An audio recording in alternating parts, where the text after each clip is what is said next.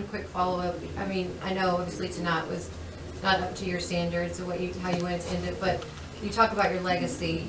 Dawn Staley opened her press conference by thanking you for everything you've done for women's basketball and how a lot of men, especially when you started out, didn't care about women's sports, and especially, and just to know that you've influenced people like her and people throughout the country in women's basketball. What does that mean to you? It means everything. When it comes from your colleagues, it comes from people you looked up to. I'm at Stephen F. My best player's out for the year. We're playing Virginia. I think they're number one. Correct me on this. It would have been 91 or 92. We're playing their butts off with my 6 foot and under team. Tie game because they had just waved off a sideline play on a moving screen. Dawn Staley has the ball now. She's got the Birds kids. She's got Tammy Reese. She's got Cardoza. And they still had the kid from Sugarland coming, Adina Evans. She took that ball, drove to the left corner and penetrate, dumped it off to a wide open post player who short-armed it and made that shot on me. We had our shot, but Dawn Staley created. Dawn has had so many great moments as a player. She said, well, that's just beating little Stephen F. No, we were fixing to beat Virginia. We didn't get it done on the last play. So I give Dawn all the credit. For y'all that do not know what Dawn has done for civil rights in the state of South Carolina is better than any politician has done in South Carolina. She's brought that state together in South Carolina, and you can tell by the audience, because it's not an all blue-eyed audience. It is the people from South Carolina getting behind the program, and we played in front of 19,000 there and lost by 2. That's what this state can do just as well. And we will find a way to get it done, but I appreciate Dawn, what she is doing across the country, and that's what you've got to do. We've got all these platforms, but the platform of that basketball court, what we can do is the same thing that they used to do with Bird, Magic, and Dr. J and whatever, everybody. We got the platform. We are the best conference in the country, bar none. You didn't see us at our best, and a lot of you have never been here before. But if we're the 13th best team in the country, we would probably be at least in the middle of the pack in a lot of other Power Fives. But so far, we hadn't lived up to it. But my conference has. And my colleagues in my conference are so friggin' good. You talk about the SEC West in football. How about the women's basketball coaches in our league? Pretty damn good. Pretty good. I'm sorry, Christy, I rambled as usual. One of you two great guys here. Hey, Commissioner Sankey, appreciate you stopping by. I got a book for you. Okay.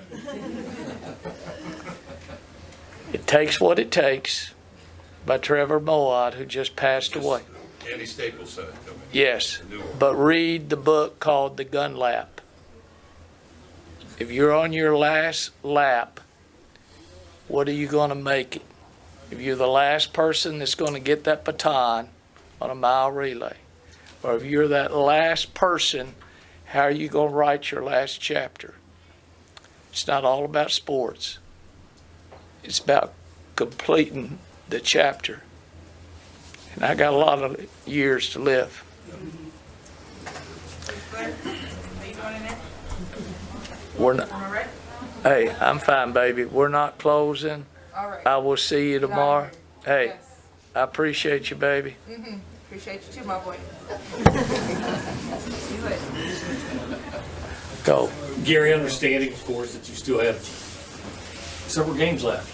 But with this being the last home game, I just wonder, you ever experienced the emotional gambit before, like you probably were going through today? And I wonder if it's like leaving mom and dad's home for the first time to go to the Marines or college or something like that? It's very similar to when I had to tell my kids at South Oak Cliff I was going to the college game after we had just won 114 out of 115 game. It was just like my last day at Stephen F. when I had to tell my Sweet 16 team that I was going to the University of Arkansas. And it was the same feeling when I left Arkansas to come to the bottom team in this league and to have a vision and what Bill Byrne vision and sold me on what we could build. Because I knew I could bring a staff in, I knew I could recruit in Texas, but it's the same type feeling. So now I'm going on to this next chapter, okay? And it's all still about giving back. It's still, I'm not going to go back to write my column, which I did for 20 years, because y'all criticize that.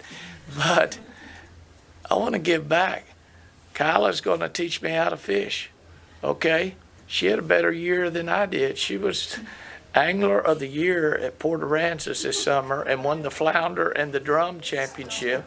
She's going to teach me how to fish because I've got no patience for fishing, but I do for a lot of other things. But I rambled. Go ahead, Robert. Just even this week, kind of overwhelming for you, considering you're always organized and do everything. It's just been kind of a tough week for you to engage with you. It's been a killer. It's absolutely been a killer.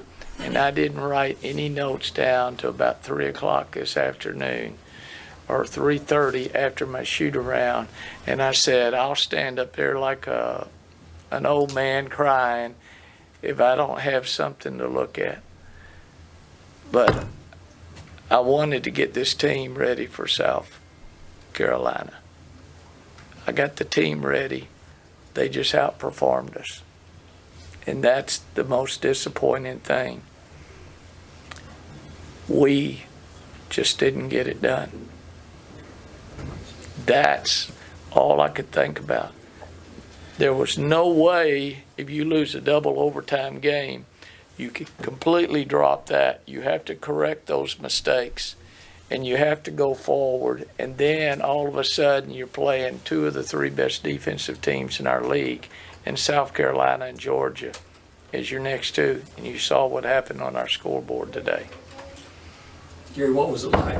I assume you heard it, but to hear the students chanting your name in the last 20 seconds of the game that went that way. I was just glad they didn't have an eraser and was going to erase my name on that court. No. But we turned on a lot of students, and that might have been the first time that they have seen us play this year. That's all it takes. Back when I was running around with Bruffett out there door to door passing out, that's what I've been doing the last couple of days. I was running to businesses, giving tickets out to take my mind off after practice, to take my mind off the job at hand or to get it home. And that's all I've been doing, was helping pass out tickets, helping marketing, helping my assistant coaches, getting people in here for the first time. Because once we get you for the first time, you'll come back. Not just because of the W's and L's. I've seen football teams get beat by 50 sometimes. They keep coming back because the Aggies, we don't ever give up hope. We find a way in whatever sport, we'll find our way back. Television land?